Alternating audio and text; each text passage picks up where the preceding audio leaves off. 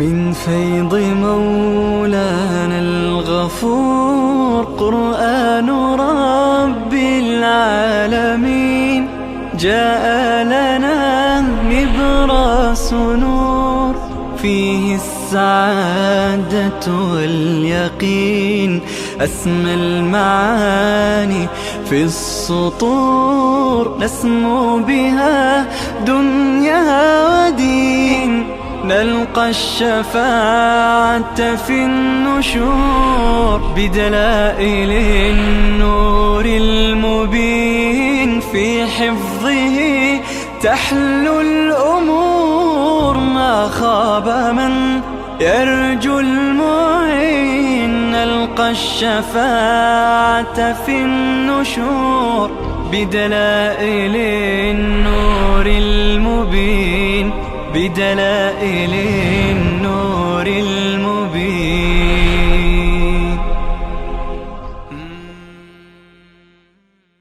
أعوذ بالله من الشيطان الرجيم. بسم الله الرحمن الرحيم. ليس عليكم جناح أن تبتغوا فضلا من ربكم. الله عز وجل اینجا مسئله دیگری را عنوان می فرماید. این مسئله چی هست؟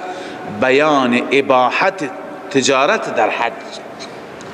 اگر کسی ضمناً، البته نه اصلا، ضمناً در سفر حج تجارتی می کند، کالایی می خرد که اون کالا نیازش هست، نیاز زندگیش هست یا نیاز مغازهش هست، یا میگه این همه راه رفتم از اون طرف پول اضافی داره، یه چیزی میگیره میاره اینجا که به فروش برساند.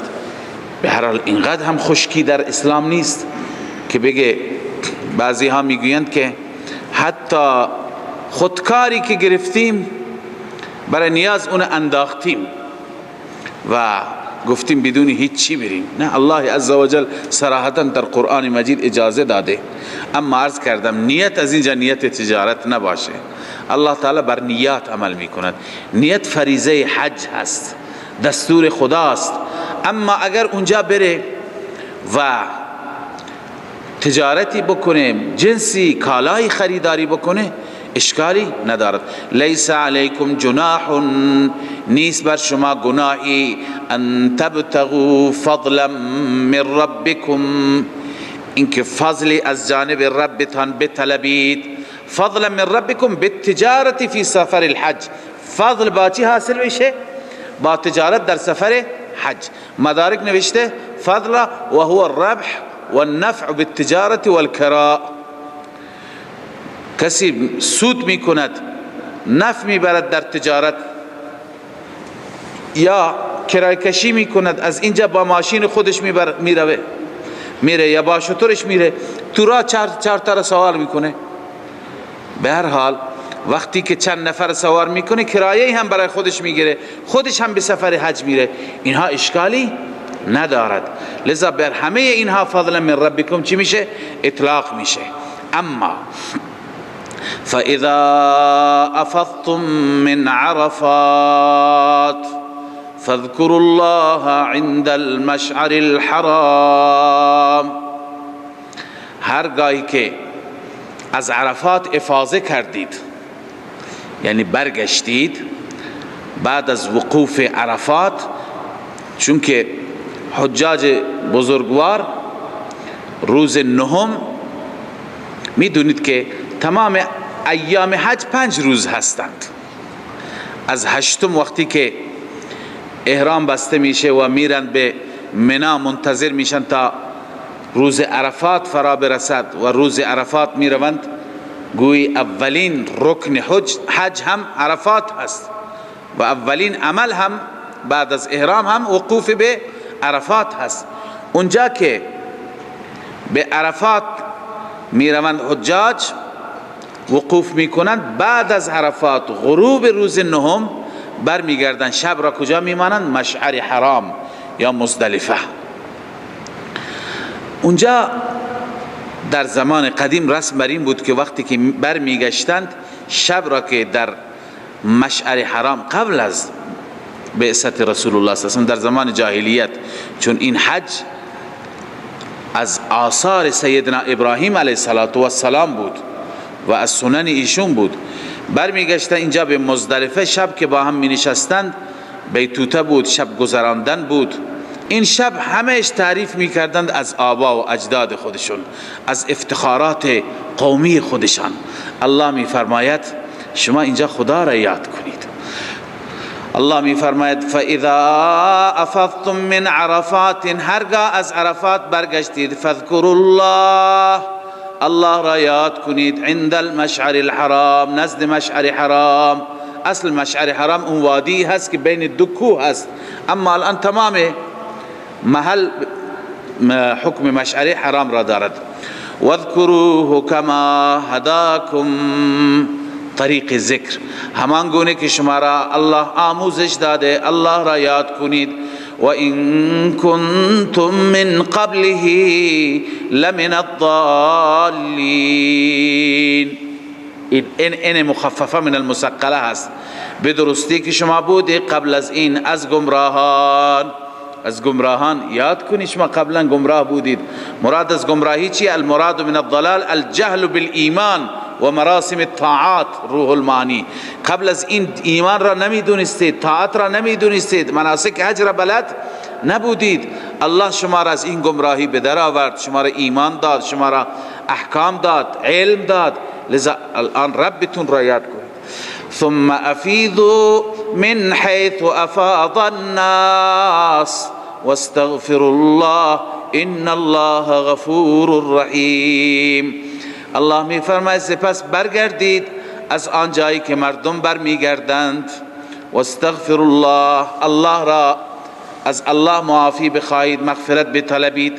ببینید قریشی ها، این در واقع سبب نزول این آیت، قریشی ها و اهل مکه و کسانی که بر دین قریشی ها بودند یا وابسته به اونها بودند که اینها را در اصطلاح حمص می گفتند، اینها برای خودشون در این باب یک مذهب جداگانه داشتند.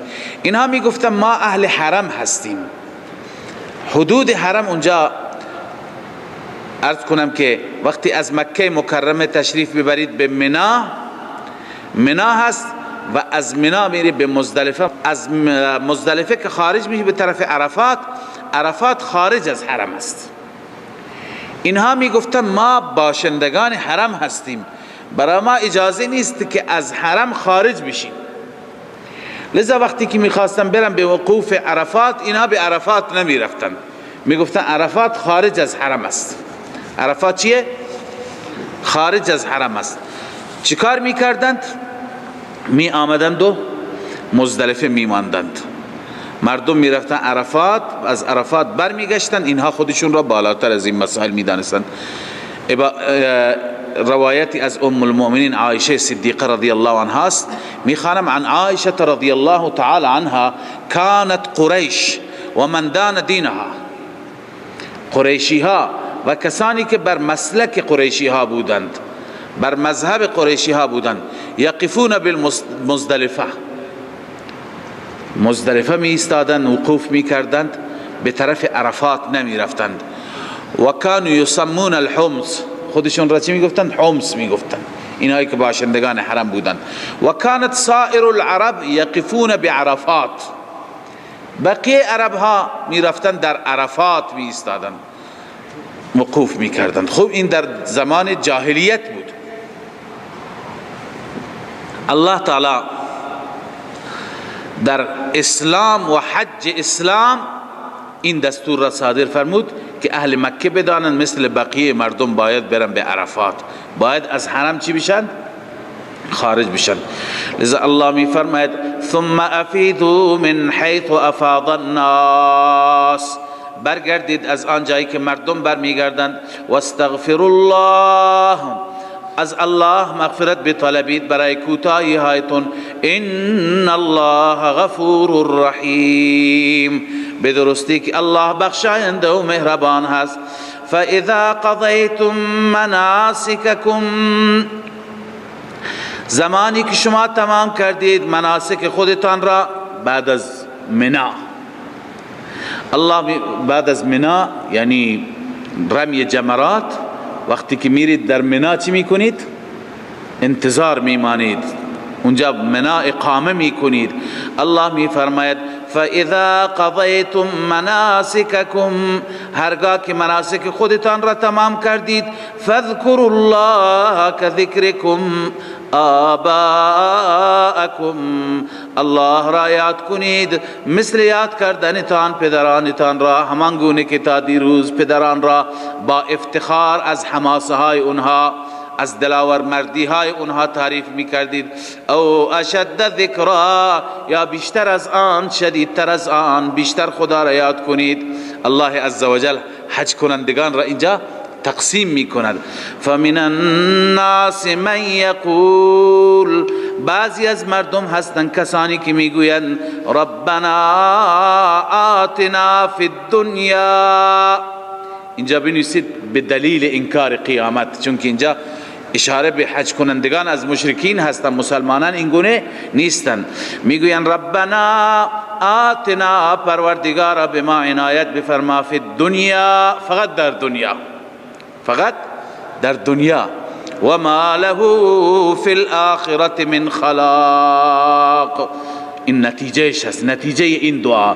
خداوند میفرماید نیست برای این انسان من خلاق، هیچ نصیبی، هیچ بهره‌ای. این انسان بهره‌ای ندارد، چون این فقط دنیا میخواد. چطور دنیا میخواد؟ قرطبی از ابن عباس رضی الله عنهما نقل میکنه، عن ابن عباس رضی الله عنهما ان المشرکین كانوا یقولون اذا وقفوا، وقتی که وقوف میکردن، اللهم ارزقنا ابلا و بقرا و غنما و عبیدا، خدا شتر بده، گاو بده، گوسفند بده، مال بده، بله، عبیدا و اماء، برده بده، کنیز بده. و ما كانوا يطلبون التوبه والمغفره، توبه و مغفرت نمیخواست. این عبارت مال کبیر بود، امام رازی.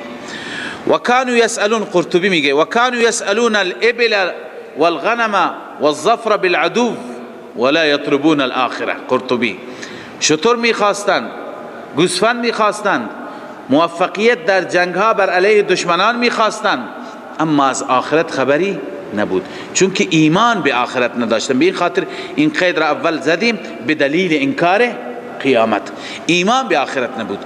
مؤمن اگر میخواهد، لذا ادبش اینه که آداب دعا اینه اول آخرت بخواهد.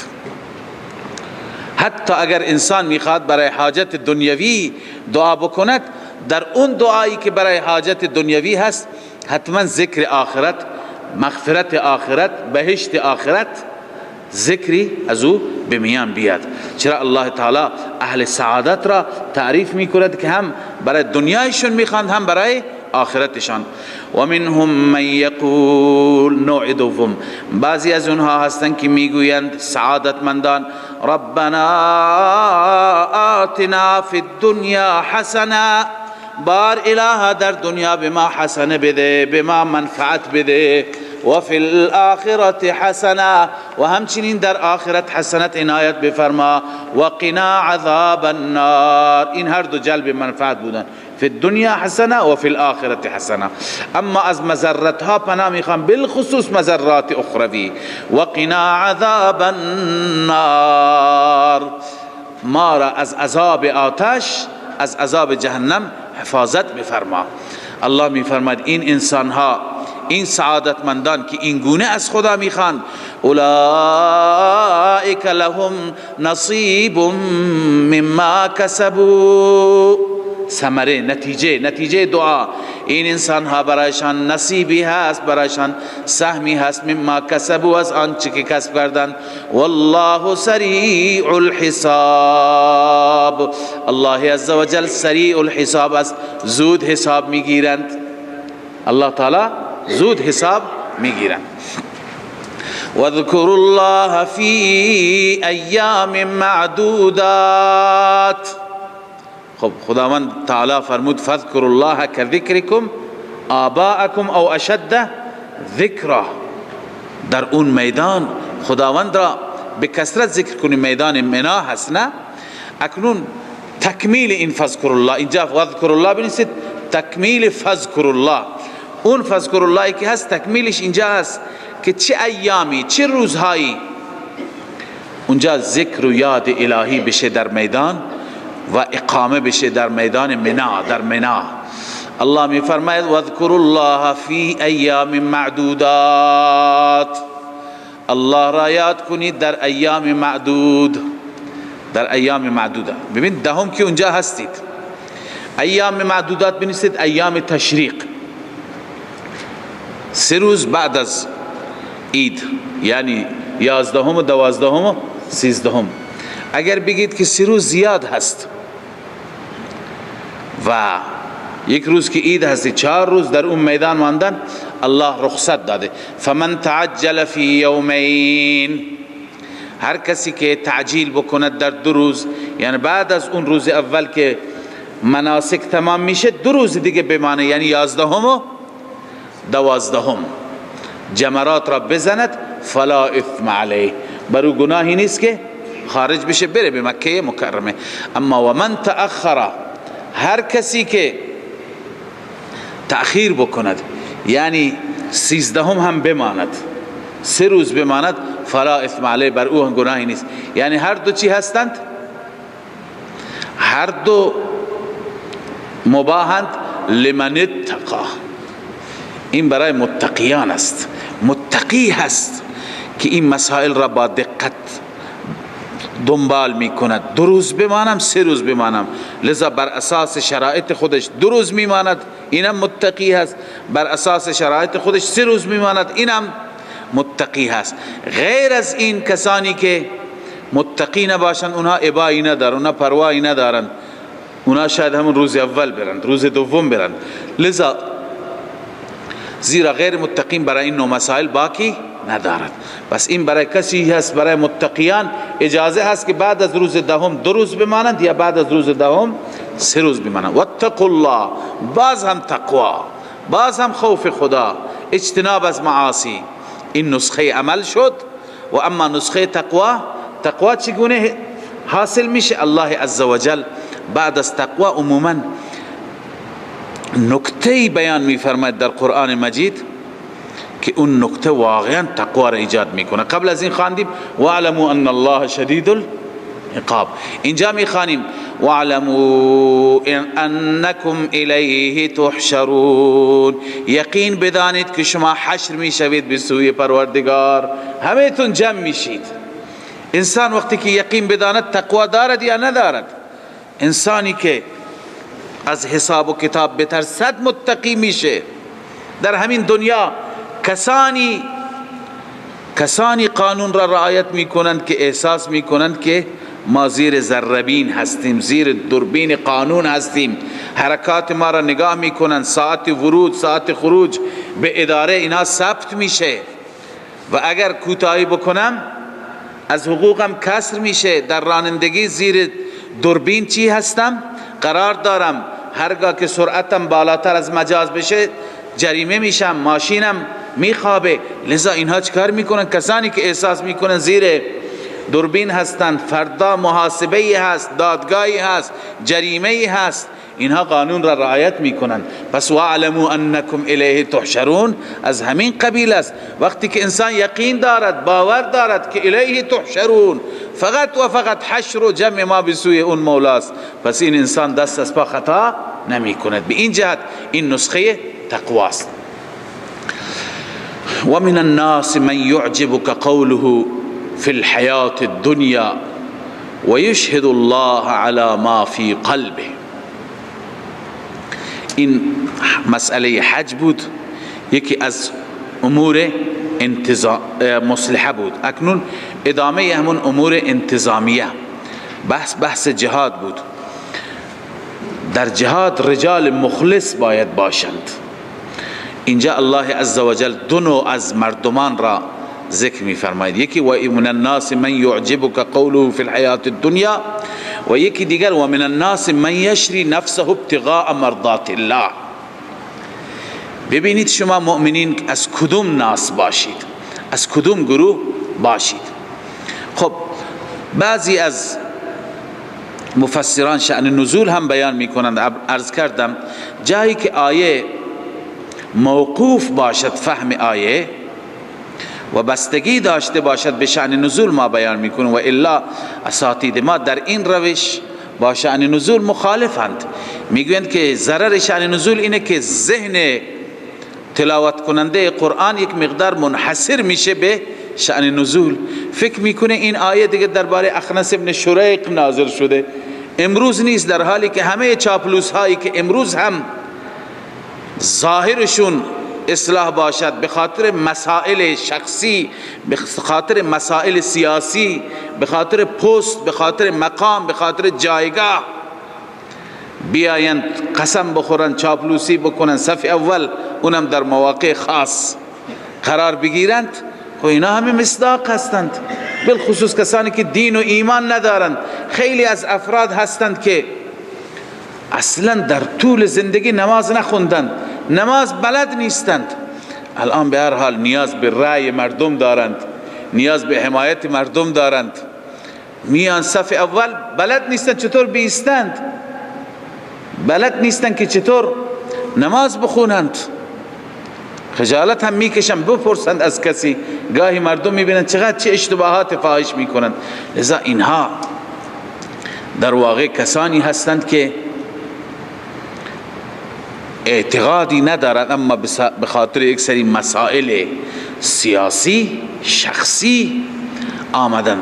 لذا الله این آیه را گرچه میگویند در رابطه با اخنس ابن شریق هست، منافقی بود، و یک مقداری البته تعارض هم معلوم میشه، چون این اخنس ابن شریق مال مکه بود، اهل مکه بود، و از طرفی بیشتر مفسران میگویند مکه منافق نداشت، منافقین در مدینه بودند، ولی این آیه مدنی هست، به این خاطر زیاد شأن نزولها مورد اعتماد نیست. الله عزوجل مطلقاً انسانی که این صفات را داشته باشد او را مورد نکوهش قرار میده.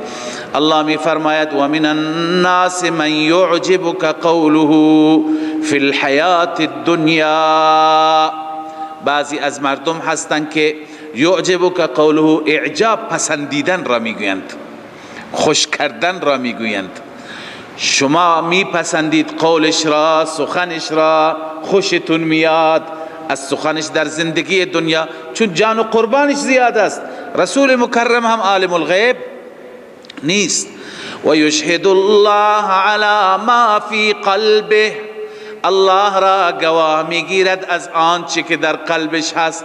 قسم به خدا، خدا گواه است، میگه خدا شاهد است، من از ته دل میگم، در حالی که از ته دل نمیگه. و یشهد الله علی ما فی قلبه من الاخلاص، یدعی الاخلاص و یشهد الله علیه، ادعای اخلاص میکند، خدا را هم شاهد میگیرد، در حالی که اخلاص نیست، انتخابات است. توجه شدید؟ اخلاص نیست. لذا اظهار محبت میکند، اظهار ارادت میکند، اظهار دیانت میکند، در حالی که بلد نیست، اصلا دین را خبر ندارد. لذا الله می فرماید و یشهد الله علی ما فی قلبه، رب العالمین می فرماید و هو الد الخصام، این بدترین مخالفین هست. گاهی واقعا مخالفین هستند، دشمنان هستند، ولی چنان اظهار محبت میکنند، میگه فلانی اون فلانی دیروز نیست، پرونده سیاهی هم دارد، قبلا به ملت خیانت هم کرده، میگه فلانی این فلانی دیروز نیست، من به بعض اشتباهات خودم پی بردم، الان میخوام به این مردم خدمت بکنم، الان میخوام قدردان این ملت باشم. همین که به هر حال رأیش را گرفت، باز همون فلانی دیروز میشه. و هو الد الخصام، این بدترین دشمن هست، خصومت کننده، عداوت، کسی که عداوت دارد این سرسخت ترینش هست، چون این منافق بود. نه و اذا تولا سعى فی الارض، الله می فرماید وقتی که پشت میده از مجلس شما بلند میشه، سعى فی الارض، سعی میکند در زمین، لیفسد فیها، تاکه در زمین فساد بکند، و یهلک الحرث والنسل، حرث و نسل را از بین ببره، یعنی همه نوع فساد. و یهلک الحرث و النسل تفسیر فساد هست. حرث به معنی کشت به مردم ضربه مالی میزند و نسل عرض کنم که نسل را از بین میبرد، چه نسل حیوانات چه نسل انسان ها. ببینید گرچه میگویند اخنس وقتی که بلند شد از محضر رسول الله، اخنس ابن شریق، این منافقی که قرآن ازش یاد کرده، یک جای خرمنی را آتش زد، مال مسلمانان بود، و جای حیوانی را کشت از بس که غیظ داشت، بغض داشت. الاغی را کشت که برای کاروبار کشاورز مظلوم بود. ولی خب لازم نیست حتما الاغی باشد یا حتما خرمن گندمی باشد. و یهلک الحرث و النسل، یعنی به مردم ضربه مالی میزنه، به مردم ضربه جانی میزنه، فرزندان مردم را بعد از اینکه به جایگاهی مینشیند مردم را میکشد، از بین میبرد، به خاطر مسائل واهی، به خاطر بهانه ها ضرر مالی میرساند. اینها همه ضررهای مالی جانی چی هستند؟ یهلک الحرث و النسل هستند. و اگر ما دقت بکنیم بیندیشیم، همه مسائل به هر حال صریحا گفته نمیشه. آیات قرآن مجید، چون قرآن کتاب جاودانه هست و آیاتش بروز هستند، قرآن از هر زمانی داره حکایت می کند و در هر زمانی این آیات مطابقت دارد. والله لا يحب الفساد، خداوند فساد را دوست ندارد. و اذا قیل له اتق الله، هرگاه بهش گفته میشه اتق الله، از خدا بترس، نسبت به مردم ظلم نکن، از همین مردم، از موقعیت همین مردم سوء استفاده کرده به اینجا رسیدی. اخذته العزه، عزه اینجا به معنی غرور، تکبر، او را غرور میگیرد بالاسم، به گناه، یعنی با توجه به اینکه گناهکار هست، لذا عزتی که از روی گناه باشد، عزتی که از روی طاعت و بندگی باشد، اون عزت است. اما عزتی که از طریق گناه باشد، اون چی میشه؟ نخوت و کبر.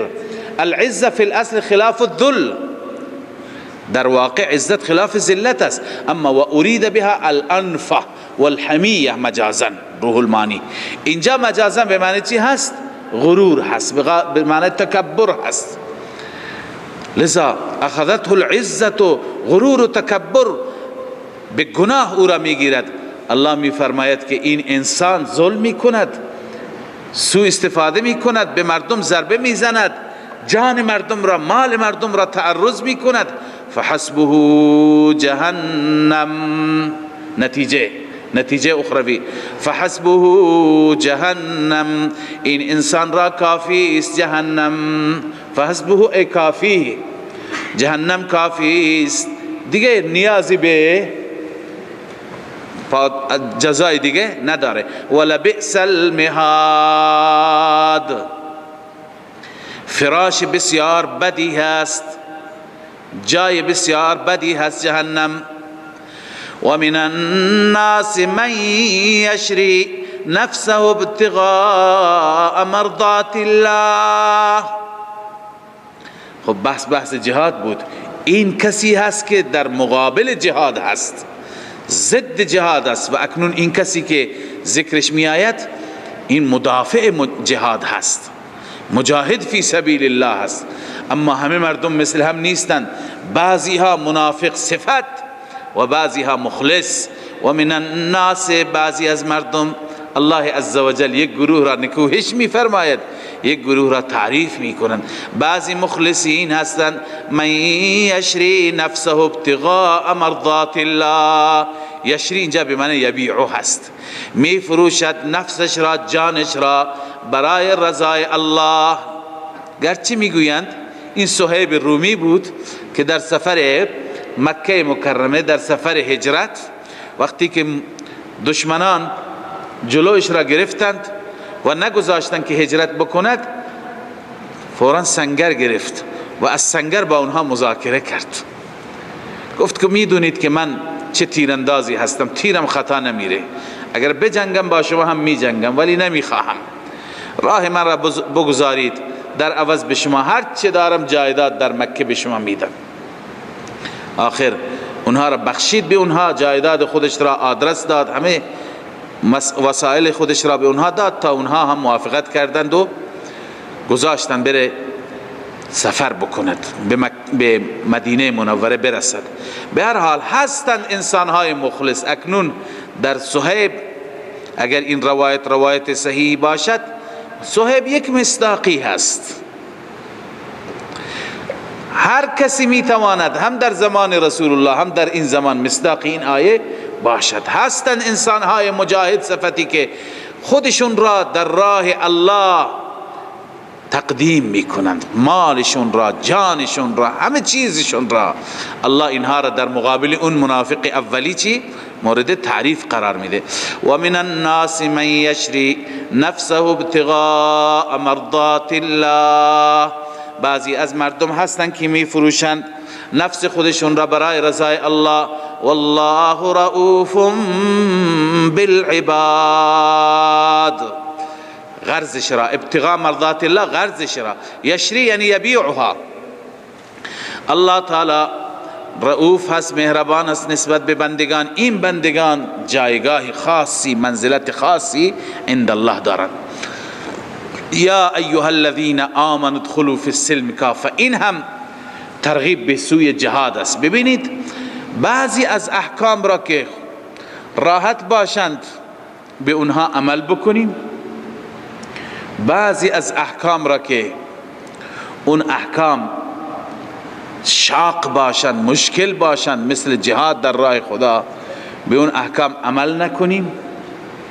به هر حال اینجور نمیشه.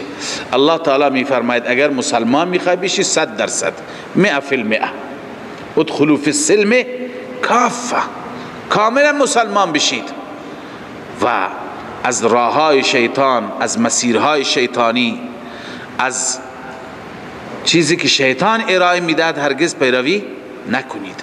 باز همین آیه عمومی هست، گرچه بگن که در رابطه با بعضی از علماء یهود که میخواستن تقدس شنبه هم حفظ بشه و گوشت شتر هم خورده نشه، هم حلال بدانه هم نخورند، نه، الله عزوجل به صورت عموم بیان فرموده.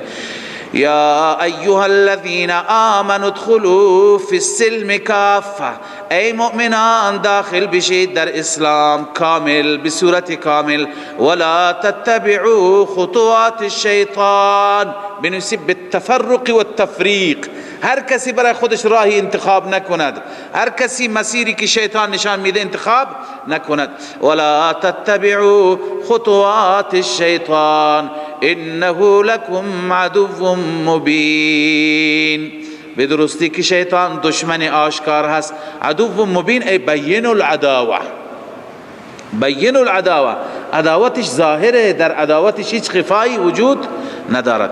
فإن زللتم من بعد ما جاءتكم البینات. اگر زلت آمد، لغزش آمد بعد از اینکه بینات آمده، بعد از اینکه دلائل تکمیل شده، فاعلموا ان الله عزیز. یقینا بدانید که الله غالب هست، میتواند مؤاخذه بکند، اما حکیم، در مهلت دادن هم حکمت هست. هل ينظرون الا ان یأتیهم الله. الله میفرماید اینها منتظر نیستند. یهودی ها، اینجا اشاره به سوی یهودی هاست. یهودی ها اعتقاد داشتند، اعتقاد به تجسم داشتند. یهودی ها معتقد بودند در کوه طور وقتی که الله عزوجل موسی را به عنوان پیغمبری مبعوث فرموده، خداوند در ابری بود، یک ابری آمد بر طور قرار گرفت، خداوند تو اون ابر العیاذ بالله نشسته بود و از میان اون ابر گفت یا موسی انی انا الله رب العالمین. لذا معتقد هستند که خداوند تعالی هر وقتی که بیاید در ابر میآید. الله تعالی میفرماید آیا این یهود انتظار اون را میکشند؟ هل ینظرون ای ما ینتظرون، منتظر نیستند، الا ان یأتیهم الله، مگر اینکه بیاید الله عزوجل فی ظلل من الغمام، در سایه های از ابرها، والملائكة و ملائکه هم بیاین و قضی الامر امر فیصله بشه یعنی عذاب بیاید و الی الله ترجع الامور بسوی الله برگردانده میشوند همه امور من جمله اون امور چی امر هلاک شما هم بسوی خداست هر وقتی که خدا فیصله بفرماید سل بنی اسرائیل کم آتیناهم من آیت بینه نمونه تخویف دنیوی هست الله می فرماید سل بنی اسرائیل از بنی اسرائیل سوال بفرما بپرس کم آتیناهم من آیت بینه چقدر آیات واضح آیات روشن بهشون دادیم اما اونها چیکار کردند نعمتهای خدا را تبدیل کردند نعمتهای خدا را یعنی آیات و دلائل منظور هستند ببین دلیل خودش یک نعمتی هست چرا دلیل چشم ما را باز می کند ما را با واقعیت آشنا می کند گمراه نمیشیم اینکه گمراه نشیم نعمتی بزرگتر از این داریم لذا فقط پول و سرمایه نعمت نیست بلکه گاهی راه حق بزرگترین نعمت است از پول و سرمایه هم ارزشش بیشتر است الله می فرماید و من یبدل نعمت الله هر کسی تبدیل بکنه نعمت الهی را پس مراد از نعمت چی؟ آیات و دلایلی هستند که سبب رشد و هدایت میشن اینجا امام رازی نوشته المراد آیاته و دلائله المراد آیاته و دلائله مراد از نعمت الله آیات و دلائل الهی هستند و هی من اجل اقسام نعم الله از بزرگترین اقسام نعمتهای الهی هستند چرا؟ لأنها اسباب الهدى والنجات من الضلاله لأنها اسباب الهدى والنجات من الضلاله چون آیات الهی سبب هدایت میشن انسان از ضلالت گمراهی نجات مییابد الله می فرماید و من یبدل نعمت الله هر کسی که نعمت الهی را تبدیل بکند من بعد ما جاءته بعد از اینکه نعمت یعنی اون دلیل پیشش آمد فإن الله شدید العقاب بدرستی که الله سخت او را عذاب میده خدا مؤاخذه میکند خب چرا انسان آیات الهی را دلائل را نادیده میگیرد انسان وقتی که حب دنیا بر او غلبه بکند بر حب دین غلبه بکند اون وقت انسان بدبخت این راه را میگیرد لذا الله عزوجل میفرماید مرض یهود چی بود زین للذین کفروا علت تبدیل نعم الله علت تبدیل نعمت الله نعمتهای الهی زین للذین کفروا مزین شده برای کسانی که کفر کردند آراسته شده برایشان الحیات الدنیا زندگی دنیا آراسته شده به همین خاطر و یسخرون من الذین آمنوا ثمره حب دنیا بنیست تحقیر مؤمنین این ثمره محبت دنیا چی است که مؤمنین را تحقیر میکنند و یسخرون مسخره میکنند من الذین آمنوا مؤمنین را اما در حالی که مؤمنین در روز قیامت در یک جایگاه برتری قرار دارند والذین اتقوا فوقهم یوم القیامه کسانی که از الله میترسند یعنی مؤمنان فوقهم بالاتر هستند در اعلی علیین روز قیامت مؤمنین در بهشت هستند در بالاترین طبقات و اینها در پایین طبقات جهنم والله یرزق من یشاء بغیر حساب این والله یرزق من یشاء هم پیام بزرگی دارد اون مردم چرا مؤمنین را تحقیر میکردن به خاطر مال پول داشتن مؤمنین نداشتن الله میفرماید که این مدار عزت و ذلت نیست رزق به دست الله است هر کسی را که الله بخواهد میدهد لذا اون چیزی که کمال خودت نیست الله بهت داده این باعث افتخار بشه برایت باعث غرور بشه نه خیر این فکر بکن که اونی که نداره اون هم خدا نداده منی که دارم من هم خدا داده نه زرنگی من هست و نه تنبلی او و نابودی او بلکه همه چیز به دست الله است والله یرزق من یشاء الله است که رزق میده هر کسی را بخواد، مؤمنا کان او کافرا، چه مؤمن را میده چه کافر را، بغیر حساب نمیکنه. کان الناس امة واحده. الله عزوجل اینجا بیان میفرماید دلیل جهاد را، چرا باید جنگید، چرا باید جهاد کرد.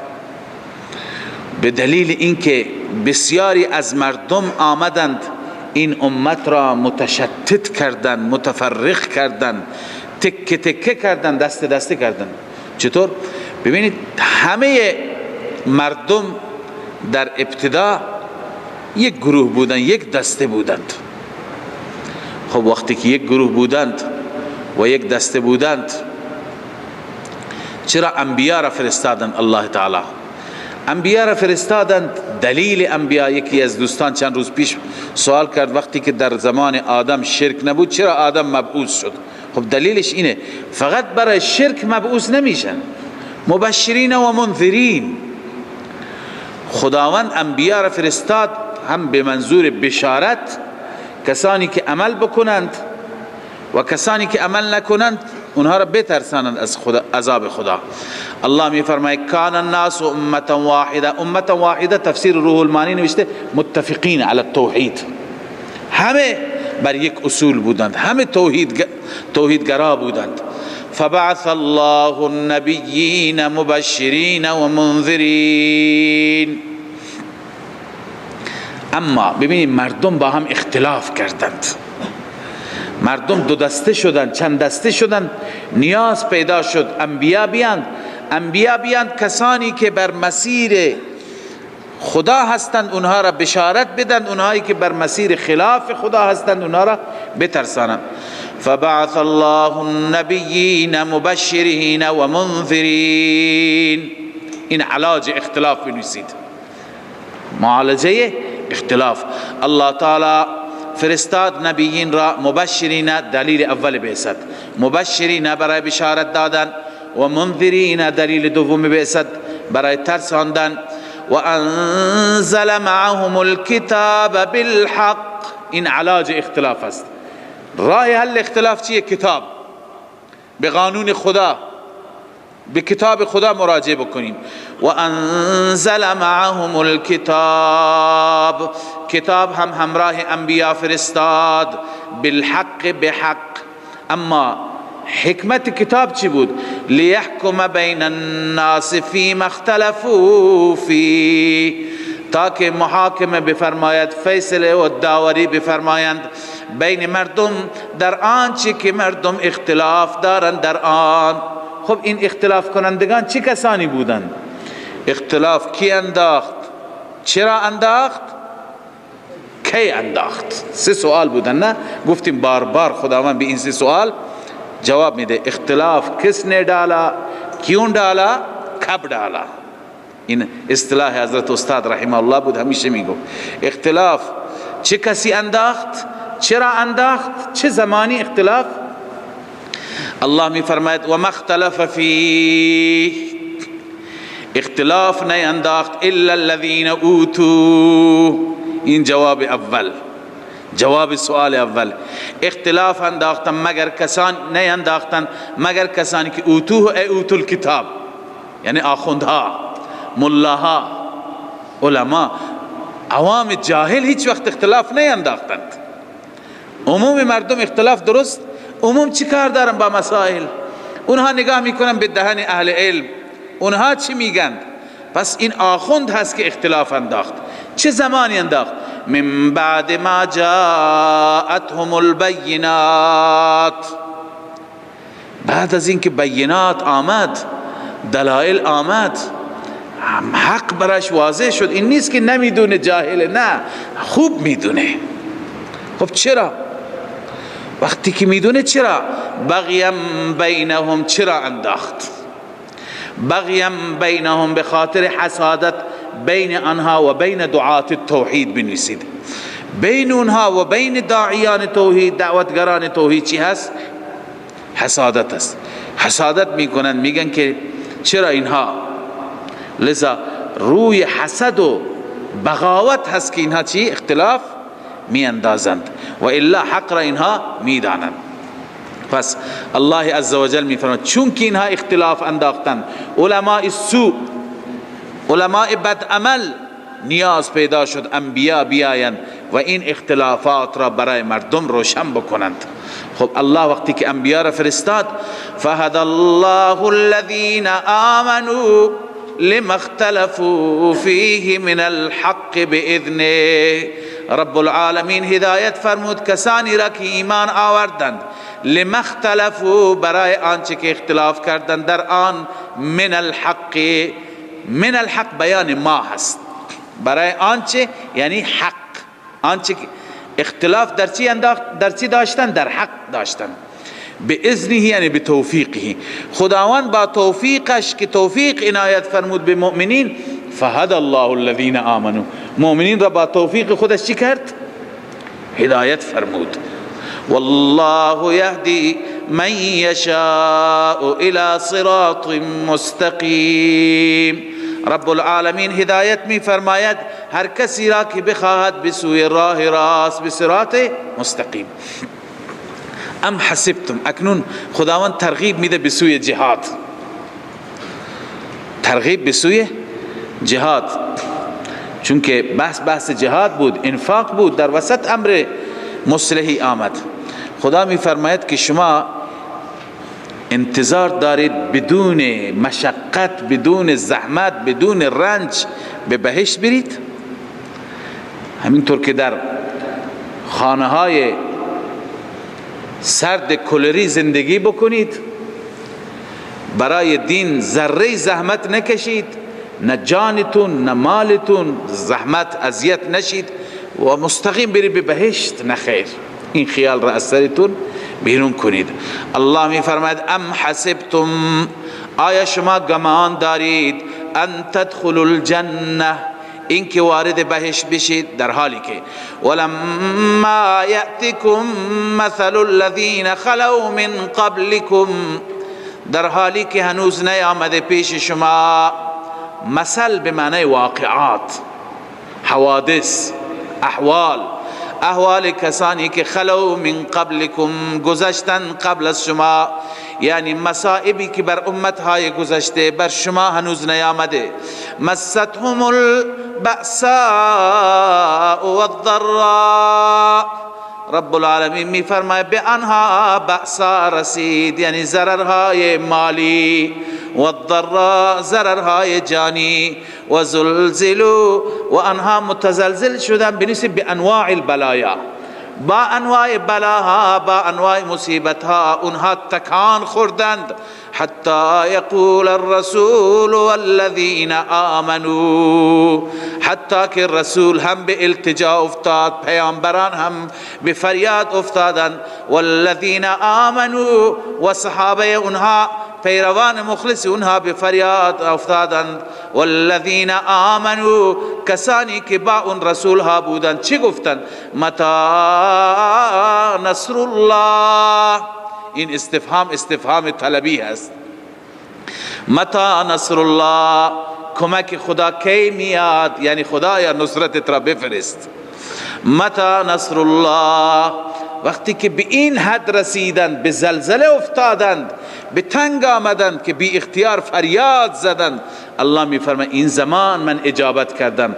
الا ان نصر الله، بنویسی اجابت الهی، الا ان نصر الله قریب، آگاه باشید، خبردار، به درستی که نصر الله، نصرت الهی قریب است، کمک الهی قریب است. لذا همیشه که تنگی میاد، سختی میاد، مؤمنان هر چی که مسائل زیق بشه، تنگتر و سختتر بشه، ناامید نباشید.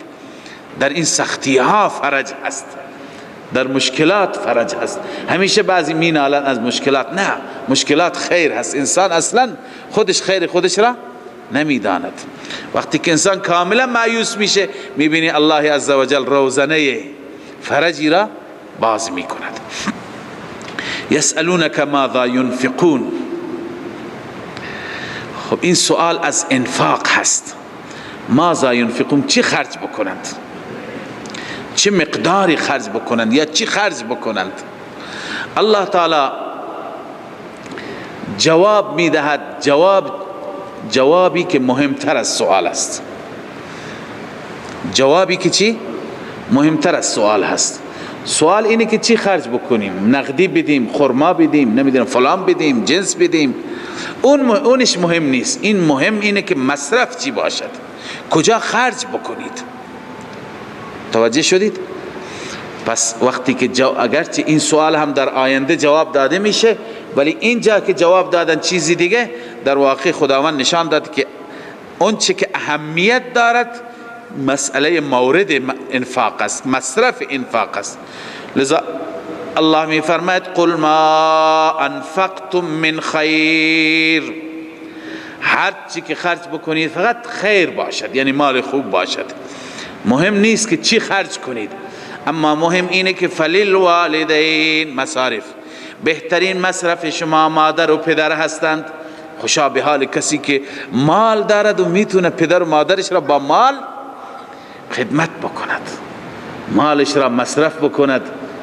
عزیزی آمد پدرش دیروز فوت کرد، خداوند رحمتش بکند، و آمد مشوره بکند، ولی به ذهنم آمد گفتم که بهترین پول شما همین پولیه که الان داری برای بیمارستانش میدی، و بهترین روزهای شما در دنیا هم بدونی همین روزهایی هستن که شب و روز شما بیار الحلاف هستید، 3 نفر 4 نفر به بیمارستان میرید. این روزها دوباره نصیبتون نمیشه. بعضی ها از بیماری پدر و مادر گاهی به تنگ میاند. خب شاید مردم الحمدلله اکثرا سخاوت دارن، از خرج کردن به تنگ نیاند، از خدمتهای جانی به تنگ بیاند، ولی بهترین مصرف هم برای مال انسان هم برای جان انسان، که جان را انسان خدمت بکند، برای پدر و مادر هست. الله می فرماید فللوالدین، برای پدر و مادر هست. بعد از پدر و مادر والاقربین، برای خویشاوندان، چون خویشاوندان هم از طریق همون پدر و مادر خویشاوند ما هستند. باز هم اینجا فضل برمیگرده به پدرگاهی انسان با خویشاوندان پدر محبت میکنه، ببینیم پدر خیلی خوشحال میشه، با خویشاوندان مادر محبت میکنه، مادر خوشحال میشه که این فرزند با خویشاوندان من محبت میکنه. لذا پس نسبت اونها هم به خاطر چیه؟ پدر. باز هم فضل برمیگرده به پدر و مادر.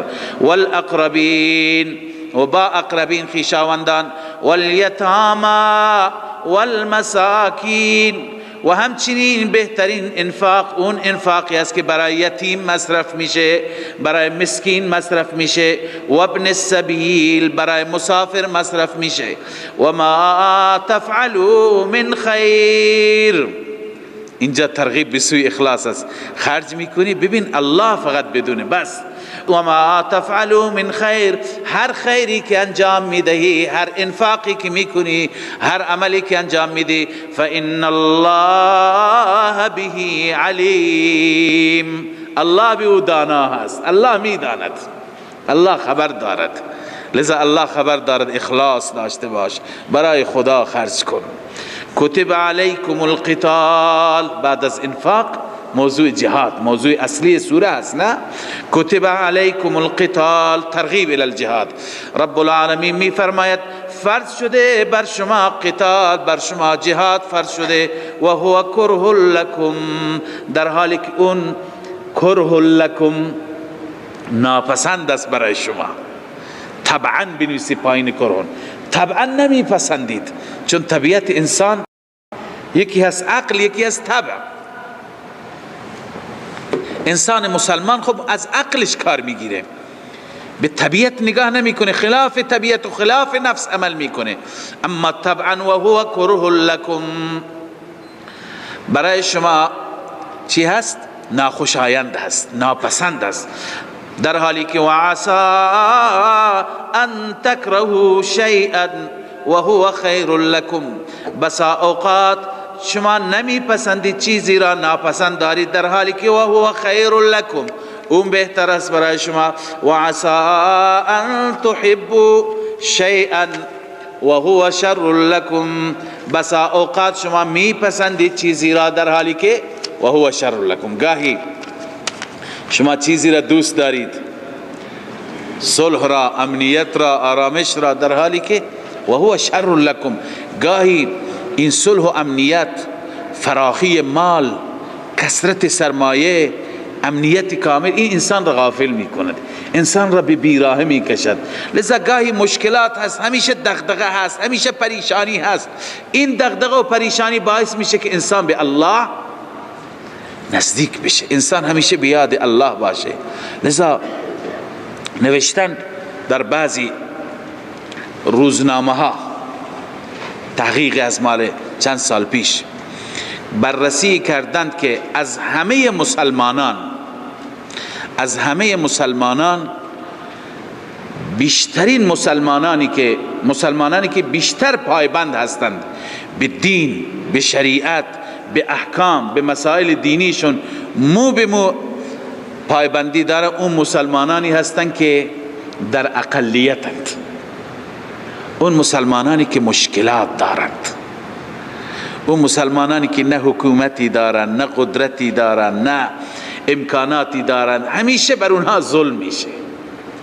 اونهایی که ماشاءالله هم حکومت دارند، هم نفت دارند، هم سرمایه دارند، هم بزرگترین کارخانه های ماشین دارند، تمام دنیا و امکانات زیر دستشون هست، اونها العیاذ بالله تفریحاتشون در بانکوک و در کشورهای اروپایی و در لهو و لعب و در اون مسائل میگذرد.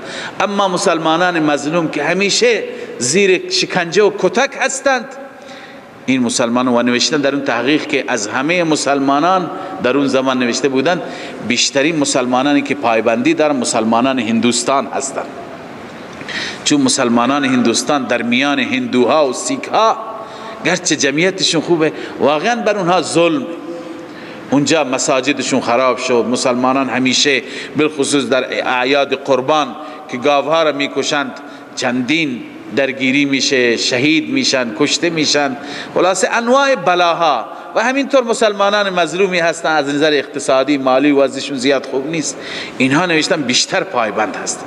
کسانی که رفتند هم میبینن که اونجا مسلمانان واقعا تقیدشان بیشتر است. الان مقایسه بکنیم مسلمانانی که در فشار هستن با این مسلمانانی که خداوند هدایتشون بکنه در کشورهای، بعضی کشورهای خلیجی هستند در رفاه کامل، اصلا خبری از دین و اسلام نیست. بس گاهی مسائلی هست شما نمیدونید، اصلا تکرهوا شیئا و هو خیر لکم، بس اوقات چیزی را نمیپسندید ولی خیرتون تو همونه، شما نمیدانید. و عسى ان تحبوا شیئا، گاهی چیزی را میپسندید در حالی که و هو شر لکم، تو اون برای شما خیر نیست. که کسی دوست داره که اینقدر سرمایه داشته باشه، اینقدر باغ داشته باشه، فرزند و اولاد داشته باشه، معلوم نیست اون وقت باید خدا را یاد بکنه یا نکنه. لذا الله می فرماید والله یعلم و انتم لا تعلمون، الله می داند حقیقت هر چیز را و انتم لا تعلمون، شما نمی دانید. پس انسان از خدای عزوجل خیر بخواهد، در بست در اختیار رب العالمین باشد.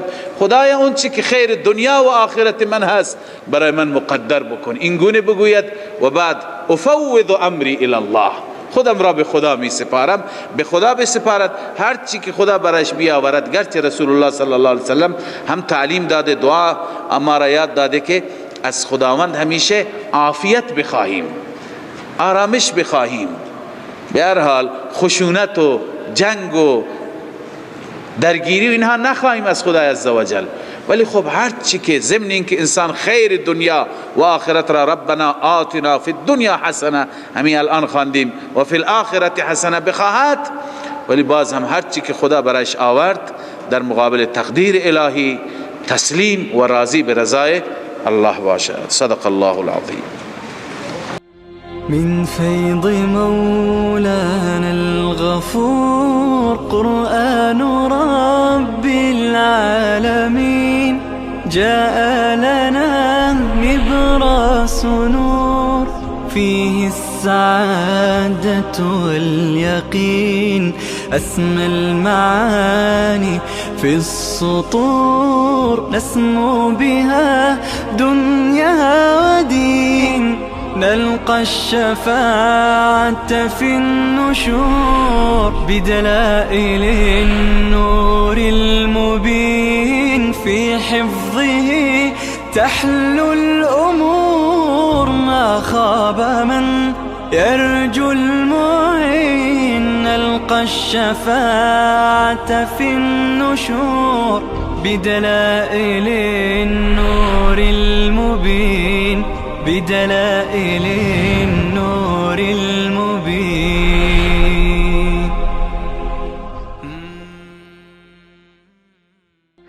من فيض مولانا الغفور قرآن رب العالمين، جاء لنا نبراس نور، فيه السعادة واليقين.